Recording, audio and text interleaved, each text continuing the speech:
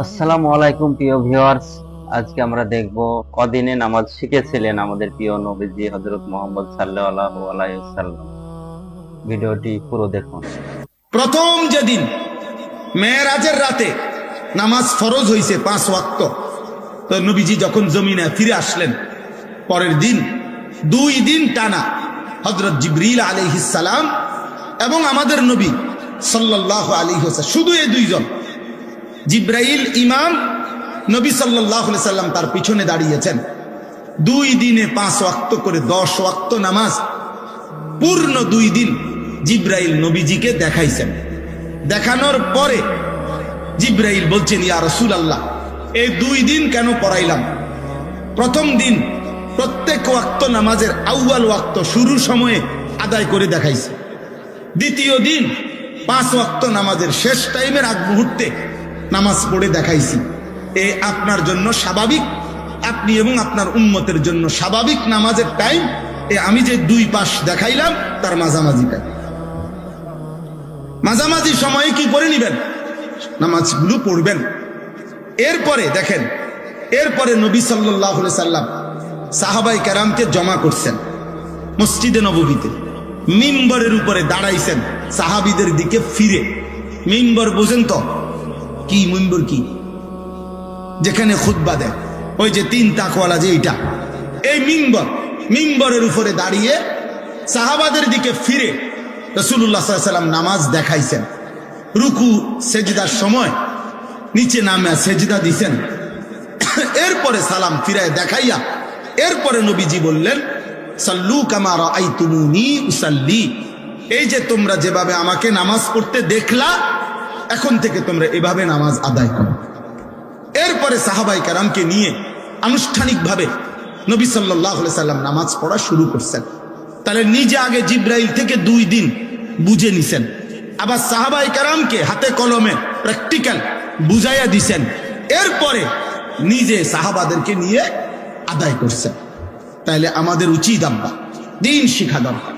আপনি হয়তো বলে, হুজুর আমি নামাজ পারি না, আপনার পারার মধ্যে এখনো ভুল আছে। মনে রাখবেন, কোরআনুল কারীমের মধ্যে আছে, একজন ইমানদার বান্দার আমলের ক্ষেত্রে, প্রত্যেক আমলের ক্ষেত্রে আল্লাহর চাওয়া কি? শুধু আমল না, বরং আল্লাহর চাওয়া হলো আহসানে আমল, লিয়াবলুয়াকুম আইয়ুকুম আহসানু আমালা।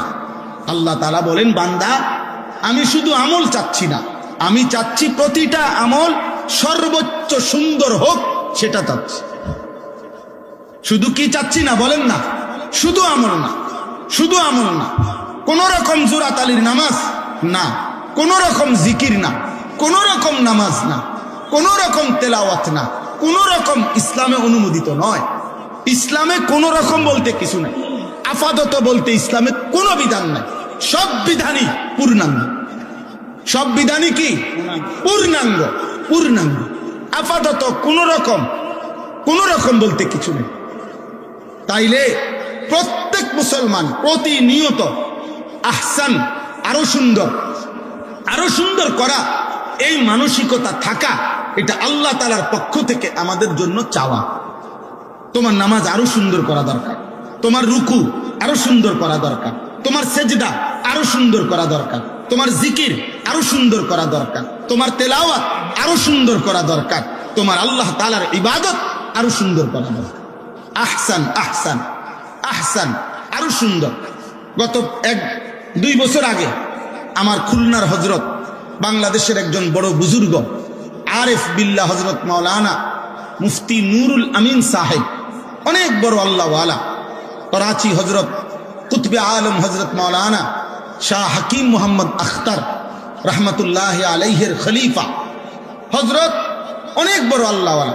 আজ থেকে 5-7 বছর আগে আমি আমার শায়েখ আল্লামা মুফতি মুশতাকুন নবী কাসিমি হুজুর সহ আমরা প্রায় 30-35 জন আলেম প্রায় 7-8 বছর আগে হযরতের কাছে গিয়া খুলনায় 3 দিন ছিলাম। হযরত জিজ্ঞেস করছেন কেন আসছি? আমাদের শায়েখ আল্লামা মুফতি মুশতাকুন নবী সাহেব বলছে, হযরত আমরা আপনার কাছে আসছি, থাকবো এখানে সুন্নত মোতাবেক ওযু এবং নামাজ শেখার জন্য। 3 দিন থাইকা আমরা সুন্নাত মোতাবেক অজু এবং নামাজ শিখছি হজরতের কাছে। যখন আমরা ওয়াজ করি, আমগরে তো চিনেন আপনারা সবাই, চিনা এক কথা, দিন আরেক কথা, আখেরাত আরেক কথা। আব্বা 1 কোটি মানুষ চিনার দ্বারা অথবা একজনও না চিনার দ্বারা খোদার কসম আখেরাতে আলাদা কোনো বিশেষত্ব নাই, হাসরের মাঠে আলাদা কোনো বিশেষত্ব নাই। পরিচিতি কিংবা সুখ্যাতি কিংবা অখ্যাত মানুষ, অপরিচিত মানুষ, এদের কিছু আসে যায় না। কোরআনুল কারীমের মধ্যে কোন নবীর নাম আছে, কোরআনে নবীর নাম আছে যতজন, নাই তার চাইতে বেশি লক্ষ গুণ। 1,24,000 যদি নবী এবং রাসূল হয়, কোরআনে নবীর নাম আছে মাত্র 25 জন। 25 জন। যদি 1.5 থেকে 2.5 লাখ সাহাবী হয়, কোরআনে সাহাবীর নাম আছে 1 জন। কয়জন জানেন এটা?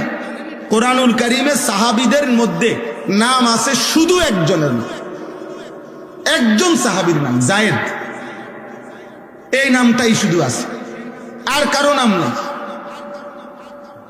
আর কারো নাম নাই। তাহলে এই পৃথিবীতে দুনিয়াবি পরিচিতি কিচ্ছু আসে যায় না। এরপরে গত 2 বছর আগে আবার একদিন রাত্রে রাত 2টা বাজে এই খুলনার হজরতকে আমি নিজে বললাম ঘুমের আগে, হজরত আমি আমার নামাজটা আমি একটু একা দেখাই, হয় কিনা। হজরত পুরা নামাজ দেখে বললেন, মৌলানা রুকুর সময়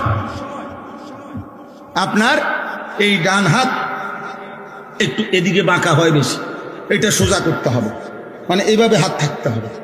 আমি বললাম হজরত আপনি ধরে ঠিক করে দেন। 5-6 বার ধরে ঠিক করে দিছে। আলহামদুলিল্লাহ এখনো পর্যন্ত প্রত্যেক দিন প্রতি ওয়াক্ত এগুলো নামান, এগুলো নামান, ওগুলো নামান, লাগবে নামান। তো প্রত্যেক ওয়াক্ত নামাজের সময় আমার এটা মনে পড়ে যে হযরত আমাকে বলছেন এই হাত কি রাখতে, সোজা রাখ। অধিকাংশ বেলা আমার এটা মনে পড়ে। তাহলে নামাজ সুন্দর হওয়া, আরো সুন্দর হওয়া আমারও দরকার, আপনাদেরও দরকার, আপনাদেরও দরকার, আমাদের সকলের দরকার। আমরা বড় খামখেয়ালি মানুষ, যে সমস্ত গাফেল ইবাদত করে না, যেগুলো নামাজ পড়ে না, ওই ফালতুদের তো কোনো আলাফে নাই, ওইগুলা তো কোনো হিসাবের মধ্যেই নাই। কিন্তু যারা নামাজ পড়েন তাদের মধ্যেও গাফলতি অনেক।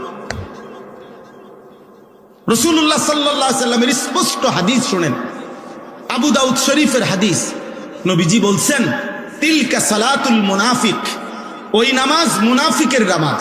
3 বার বলছে, ওই নামাজ মুনাফিকের নামাজ, ওই নামাজ মুনাফিকের নামাজ।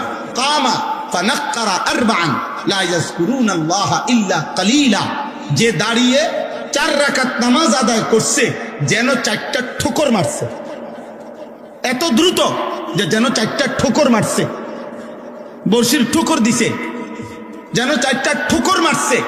নবীজি বললেন, লা ইয়াযকুরুনাল্লাহা ইল্লা কালিলা, একেবারে যত সামান্য পরিমাণ ছাড়া আল্লাহর জিকির, তাসবিহ, সূরা, কেরাত, দোয়া, কালাম একটাও সুন্দরভাবে পড়ে নাই।